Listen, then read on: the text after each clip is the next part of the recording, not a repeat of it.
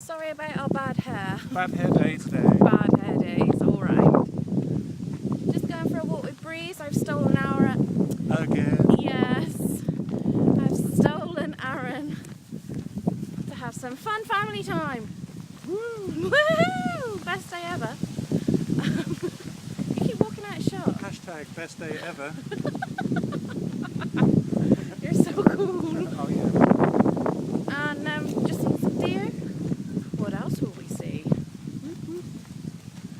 Naked wives. No, we're not going to see naked wives. Not today. Walking around in the forest, and just over there, all in the tree line, there's an absolute load of deer. If I move a little bit, you might be able to see them all walking around. Fallow deer. All does. All ladies. All ladies. A big harem looking for a big gloating, bloating male that's going to be around somewhere. You can tell by their little white bums. There you go, you can see them all like moving Oh, there around. you go. Now sitting out in the sun. Now they're all standing up and walking off. They're all a bit warm, so they've all gone. Some cold. Fab. And like smoke, they will disappear into the forest. All gone. Oof. Excellent. So today I'm gonna make lasagna. I don't really follow any kind of recipe, I just make it up as I go along. I tend to use whatever's left over in the fridge, so this is what I'm doing today. You'll need some passata, some mushrooms, a courgette, some peas, an onion, some cheese sauce, or you can make your own, and some lasagna sheets, as well as some mince. First off, I'd start by brining off the mince. There we go, that's starting to brown nicely. Just sprinkle that on. A little bit of rock salt. About 3/4 of a spoonful of smoked chili powder. And then some Worcestershire sauce. Oh, that's Breeze coming in. Just a good glug of that on.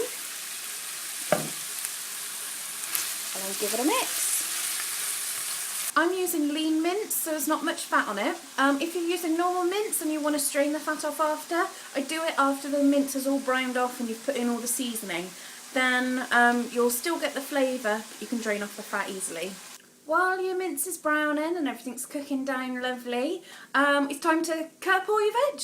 Cut your onion into little bits. I've done mine quite small, but relatively chunky, I suppose. Just as cut it up as you like it, really. When you've chopped up all your onion, pop it in the pan with the mince and give it a stir. While that's cooking away, I chop your courgette because they can take a while to cook. With the courgette, I like to cut it in half, and then I'll cut each half into half, and then slice these bits, just so you get nice chunky bits like this. They don't have to be too big, they just have to be quite even so they cook well. Saying that, mine aren't that even. Once you've chopped your courgettes, add them in with the mince and the onions. Give that a stir as well. Then cut your mushrooms and your peas up and add them in with everything else. Again, just giving everything a bit of a stir together. Now you can start working on the goo, the really nice tomatoey goo for the lasagna. This is how I make mine. Some people might call me difficult because I don't like chopped tomatoes. Well, I don't mind them, I just don't really like the really big chunky bits of tomato. I'm a bit of a tomato phobe. But I absolutely love passata and tomato ketchup and anything like that. With my goo for my lasagna, I use passata because I don't like the tomato chunks. Just open a fresh carton of it and bung it in. Bung the whole lot in. Depending on how much you're making, you might need 1 carton, you might need 1 and a bit, you might even need 2 if you're doing a really, really big one and you like it really saucy. But I'll try 1 first, give it a stir and get everything coated in it. This is when you'll realise if you've got enough or not. Some people like their lasagnas really gooey. Aaron likes a really gooey lasagna. I quite like mine kind of in between. I don't like it dry and just meat and pasta. I like enough goo there to make it a bit sloppy, but not so sloppy that it runs all over your plate. I think I'm going to need a little bit more passata. Like I said, I like mine a bit gooey. I've put in about another half a carton of passata just to get the right gooiness that I like. This all, after you simmer it down, will reduce a bit, but you're still left with a nice gooey consistency. There we go. It's really chunky, it's really saucy, and now I've just got to let it simmer. At this point I'd give it a taste. I'd see if the meat and had the right kind of seasoning that I'd like. If not, I'd put more salt in, and I'd put more pepper in, and a bit more chilli if you wanted a bit more of a spice in there. I'd even add a little bit more Worcestershire sauce in there, if I can ever say it. And then when it's right, it's right. You can leave it then to simmer. I also like to pop in just a bit of a squirt of tomato puree and also a little bit of a squirt of tomato ketchup. This will give you a slight sweet note when you're eating it. It's quite good.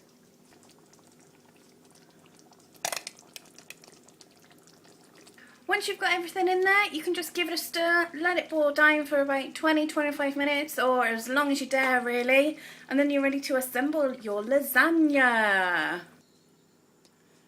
Once it's been cooking for a while, you'll see it starts going this like dark browny red colour, and then you know it's getting closer to being ready. While it's bubbling away, don't forget to give it a taste just to see if you've seasoned it alright and see if it's going in the right direction that you want it to. Once everything's all bubbled down nicely, you can start layering up your lasagna. I start with pasta sheets on the bottom, and then I'll put in a layer of goo, just a thin layer. There we go. Then layer on the cheese sauce. Not a massive thick layer. I don't think it needs to be huge, but I'll put this on. Make sure it's all covered. Then I like to do another layer of goo. There we go. Just gently put it on the cheese layer. Beautiful. There we go. Fill in any gaps. Now the final 3 pasta sheets, and then the rest of the cheese goo. I like a really cheesy top layer. I'm not really fussed about the cheese in the middle.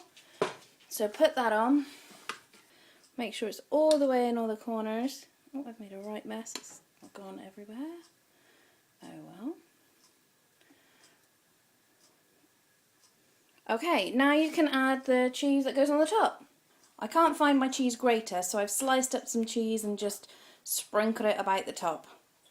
That'll be fine. Once you've laid up your lasagna and finished it off by putting some cheese on the top, it's ready to go in the oven.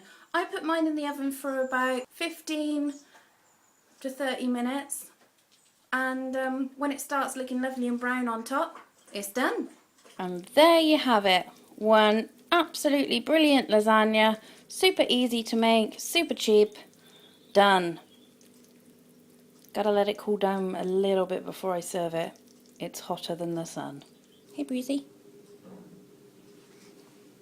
You just sitting at the table? You hungry? You want some dinner? Is this like a sign? Cutie.